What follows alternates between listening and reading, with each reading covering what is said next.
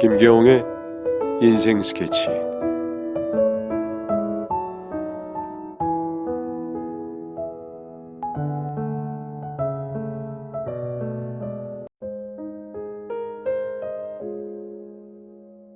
안녕하세요. 이제 곧 마흔을 바라보는 건장한 청년입니다. 남의 이야기만 듣다가 처음으로 제 이야기를 하려는데 믿어주실지 모르겠네요. 글솜씨는 없지만 최대한 가감 없이 제 이야기를 한번 써보겠습니다. 다사다난했습니다. 파혼도 하고 잃어버린 엄마도 찾고 또 그 엄마가 수십억의 재산을 저에게 주시기도 하고 2년은 지난 이야기니 이제는 사이다 마신 듯 편히 이야기할 수 있을 것 같군요. 우선 저는 어렸을 때부터 홀할아버지와 함께 자랐습니다. 엄마는 저를 낳자마자 바람이 나서 집을 나가셨다고 들었습니다. 그러다 보니 얼굴 한번 본 기억이 없습니다. 한 번은 엄마라는 사람이 보고 싶어서라기보다는 궁금하고 호기심이 생기고 해서 사진이라도 보고 싶다고 했지만 사진조차 없다 하시더군요.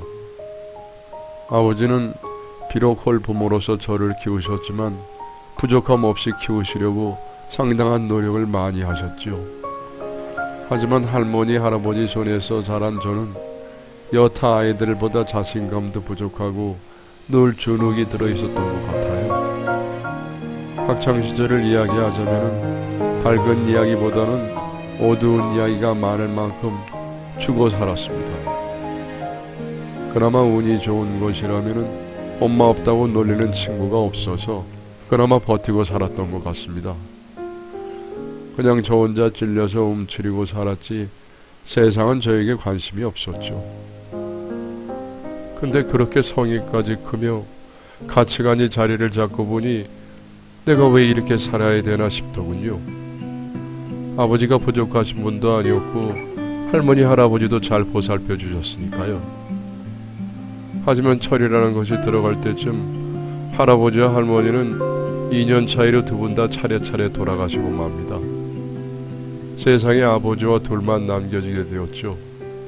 할아버지는 인사할 틈도 없이 급히 돌아가셨지만 할머니는 몸이 안 좋아질 쯤 제 손을 잡고 말씀을 하셨습니다. 나는 지금 가야 하니 가겠지만 너와 네 아빠가 걱정이라고요. 가시는 길까지 본인보다 남겨질 가족을 걱정하시는 할머니를 보며 큰 반성을 했습니다. 아, 내가 그 정도로 못 믿어온 손자였구나. 내가 듬직했다면은 할머니도 마음 편히 돌아가셨을 텐데 하며 어찌나 울었던지 할머니는 그 말 이후 오래 기다려주시지 않으시고 금세 눈을 감으셨죠. 그때부터 저는 정말 열심히 살았던 것 같아요. 돈도 없었고 공부에 뜻도 없고 어차피 낯가림이 심해 대학도 안 가고 사회생활을 시작했었는데 소극적인 삶을 억지로 바꿨습니다. 할머니를 위해서라도 열심히 살아보려고 돈에 빠진 몸을 바꾸기 위해 운동부터 시작했고 숨기에만 급급했던 사회생활의 습관도 되도록 앞장서고 먼저 나가기도 하는 태도로 바꿔나갔답니다. 근데 놀랍게도 제가 바뀌니까 사회가 달라져 보이고 저를 대하는 사람들의 태도가 달라지더군요. 주변의 시선에 심취해 저는 더욱 열심히 맡은 바 일을 해냈고 도전하고 성장해 나갔습니다. 그렇게 10년을 살다 보니 어느새 저는 중견기업에서 좋은 대우를 받는 직장인이 되어 있었고 여자친구도 생기더군요. 처음 만난 여자친구라 무척 소중했습니다. 어디 한 곳 내 마음에 편하게 털어놓을 곳이 없었는데 제 이야기도 잘 들어주고 같이 놀면서 행복이라는 감정을 느낄 수가 있었거든요. 그런 그녀를 위해서라면 뭐든 다 해주려고 했습니다. 사달라는 명품 가방도 사주고 구두도 그리고 종종 옷도. 그녀는 바라는 게 많았죠. 하지만 선물을 할 때마다 저에게 돌아오는 그녀의 미소에 저는 더더욱 해주고 싶어서 일을 열심히 했습니다. 사랑하는 사람에게 무언가를 선물한다는 일이 이렇게 행복한 일인지 처음 알았었거든요. 선물은 제가 했는데 그냥 그 사람의 웃는 얼굴, 그걸 보는 게 너무 좋았으니까요. 그리고 그녀는 참 착하게도 늘 저에게 사과를 했습니다.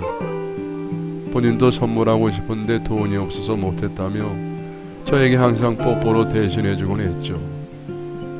근데 저는 뽀뽀가 더 좋았으니까요. 가지고 싶은 물건도 없었는걸요. 그러다가 한 번은 그녀가 놀랍게도 제 생일 선물을 사다 주더군요. 사귄 동안 단 한 번도 챙긴 적이 없던 사람인데 저를 위해 사왔다며 넥타이를 선물했어요. 절 생각하며 골랐을 생각을 하니 참으려고 해도 입꼬리가 실룩거리며 올라가는 게 정말 행복하더군요. 만난 지 4년이 되었을 때 저는 그 여자와 결혼에 대한 이야기를 하게 되었습니다. 평소 결혼에 대해 큰 생각을 해본 적은 없었지만 이런 사람과 이렇게 행복한 시간을 보내다니 나도 가정을 가지고 싶고 아이를 가지고 싶다고 생각했던 것 같습니다. 그녀도 저희 집을 참으로 궁금해했고요. 그래서 아버지에게 연락을 드리고 그녀를 데리고 고향으로 내려갔습니다. 사회생활하면서부터는 서울에 올라와서 살았기 때문에 시골에 사시는 아버지를 뵈러 2시간을 운전해 찾아갔죠. 아버지가 사시는 지방이 여주에 가까웠는데 여자친구가 가는 길에 아울렛에 들려서 새로운 가방을 사서 찾아뵙자고 하더라고요. 그래도 아버님 뵈러 가는 건데 잘 보이고 싶다고 좋은 가방 하나만 부탁한다고요. 저도 좋았죠.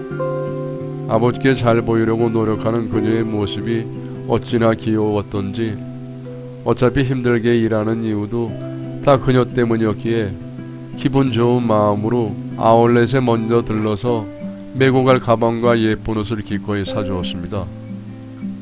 그런데 막상 아버지와 만난 자리에서는 뭔가 화목하진 않았던 것 같아요. 여자친구가 긴장해서인지 아버지께 제대로 말도 안 걸고 아버지가 거시는 말에 짧게 담답대답만 하더군요. 하지만 처음 본 거니 당연히 그렇겠지 이해를 했습니다.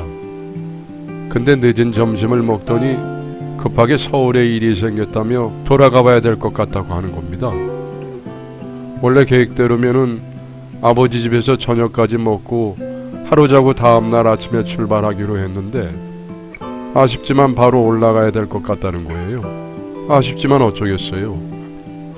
아버지도 바쁜 길 그래도 얼굴 보겠다고 왔는데 고맙다며 어여 올라가라고 등을 떠미셨죠. 저는 솔직히 그것만큼은 좀 서운했어요. 평소 해달라는 거 다 해줬는데 아버지한테만큼은 좀 살가웠으면 좋겠다 생각을 했었거든요. 아버지는 저에게 정말 소중한 존재니까요. 아무튼 등 떠밀려 차에 올라타 집으로 돌아가는 길 저는 여자친구에게 물었어요. 미리 약속된 일인데 대체 바쁜 일이 무엇이냐고요. 그랬더니 뭐라 핑계는 대는데 듣자 하니 앞뒤가 하나도 안 맞고 대충 지어내는 느낌이 강하더라고요. 그래서 그때 처음으로 제대로 한번 차 세우고 말싸움을 하게 됐습니다. 기분 좋게 고향 내려와서 갓길에 차 세우고 싸우는 기분이란 이로 말할 수 없이 씁쓸한 일이었죠. 그런데 차를 세웠던 그곳이 고속도로 진입하기 전에 마지막 신호등이 있었던 곳이었는데 웬 할머니 한 분이 다가와서 차문을 톡톡 두드리시는 겁니다. 몹시 흥분된 상태였지만 무슨 일인가 싶어서 창문을 슬쩍 열었죠. 그랬더니 옥수수 좀 사시려냐고 웬 할머님께서 여쭤보시는데 얼굴을 보니까 너무 익숙하신 분이더라고요. 고향을 떠난 지 10년이 넘었는데 잊을 수 없는 그 얼굴. 항상 고속도로로 나가기 전 마지막 신호등이 있는 도로에서 정차된 차들을 찾아다니며 옥수수를 파시던 할머니셨어요. 어렸을 때는 꽤나 사 먹은 적이 많았었거든요. 저는 그분을 기억하지만 그분은 저를 기억하지 못하시겠지만요. 말싸움 중이긴 했지만 좀 미안하기도 했었고 할머니 얼굴을 뵈니 반가워서 옥수수나 달라고 얘기를 했더니 옆좌석에 탄 여자친구가 땀 냄새 난다고 저리 가라며 손을 휘휘 저어버리더군요. 솔직히 창밖에서 권하시는 거라 냄새도 나지 않았는데 나름 불쾌감을 표현한 것인지는 모르겠지만 그동안 내가 알던 사람이 맞나 싶더라고요.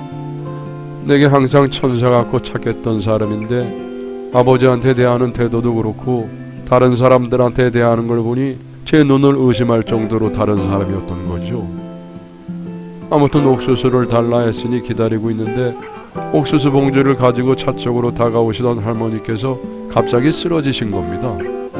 이게 무슨 일이지 싶어서 차에서 내려서 할머니 상태를 확인해 봤는데 제가 뭐 아는 게 없어서 상태를 모르겠고 호흡이 고르지 않으신 것은 알겠더라고요. 근데 여자친구는 지 기분 잡쳤다고 할매 쇼하는 거니까 내비두고 오라고 지금 나 빨리 서울 가야 된다고 보채기 시작하는데 짜증이 나더군요. 날도 참 더운 여름날이었는데 이대로 두면 큰일 날 것 같아서 우선 차에 있는 차가운 물로 얼굴 열 좀 식혀드리고 목 축이게 해드리고 차 뒷좌석에 태웠습니다.